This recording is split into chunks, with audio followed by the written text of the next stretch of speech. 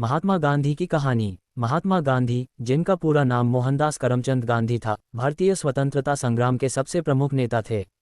उनका जीवन और कार्य हमें सत्य, अहिंसा और मानवता की महत्वपूर्ण सीख देते हैं। गांधी जी का जन्म 2 अक्टूबर 1869 को पोरबंदर, गुजरात में हुआ था। उनके पिता करमचंद गांधी एक स्थानीय नेता थे, जबकि उनकी माता पुजारनी बाई धार्मिक और सादा जीवन जीने वाली महिला थीं। गांधी जी ने अपनी प्रारंभिक शिक्षा पोरबंदर में प्राप्त की और बाद में उच्च शिक्षा के लिए इंग्लैंड गए। वहां उन्होंने कानून की पढ़ाई की और बैरिस्टर बने। 1893 में गांधी जी दक्षिण अफ्रीका गए, जहां उन्होंने भारतीयों के अधिकारों के लिए संघर्ष किया।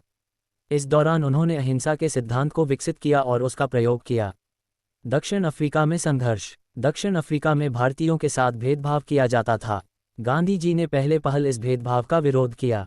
उन्होंने सत्याग्रह की अवधारणा को विकसित किया, जिसका अर्थ है सत्य के प्रति अडिग रहना।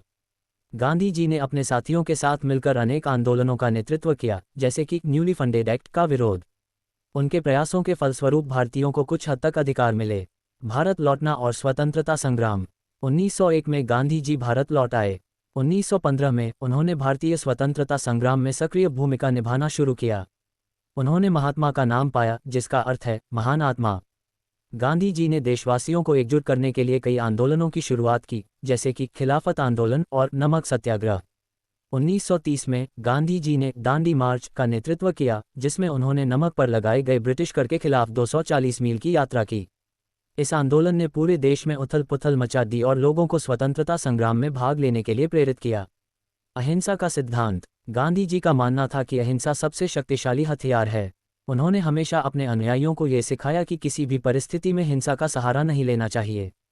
उनका ये सिद्धांत न केवल भारतीय स्वतंत्रता संग्राम में, बल्कि पूरे विश्व में मानवाधिकारों के लिए संघर्ष में भी महत्वपूर्ण रहा।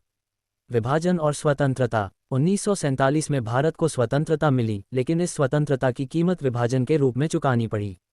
इस दौरान गांधी जी ने सांप्रदायिक दंगों को रोकने के लिए दिन रात काम किया। उन्होंने लोगों से अहिंसा का पालन करने की अपील की, लेकिन इसके बावजूद कई लोग दंगे करने से नहीं रुके। गांधी जी की हत्या। 30 जनवरी 1948 को नाथुराम गोडसे ने गांधी जी की हत्या कर दी। उनकी हत्या ने पूरे देश को झकझोर दिया। गांधी जी का संदेश आज भी लोगों के दिलों में जीवित है। उनका जीवन और उनकी शिक्षाएं हमें हमेशा याद दिलाती हैं कि सत्य और अहिंसा के मार्ग पर चलना ही सच्चा धर्म है।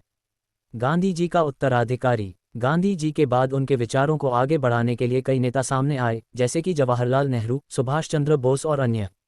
उन्होंने गांधी जी के सिद्धांतों को अपने आंदोलनों में शामिल किया और स्वतंत्रता संग्राम को और मजबूत किया। उपसंहार। महात्मा गांधी का जीवन एक प्रेरणा स्रोत है।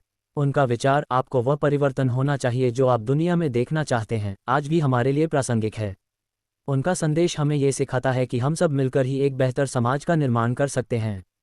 गांधी जी की शिक्षाएं न केवल भारतीय समाज के लिए, बल्कि संपूर्ण मानवता के लिए महत्वपूर्ण हैं। उनका योगदान और विचार आज भी हर किसी को प्रेरित करते हैं और हमें एकता, शांति और प्रेम के मार्ग पर चलने के लिए प्रेरित करते हैं। इस प्रकार महात्मा गांधी का जीवन और उनकी शिक्षाएं एक अमिट धरोहर हैं, जो हमें हमेशा सही मार्ग दिखाती रहेंगी।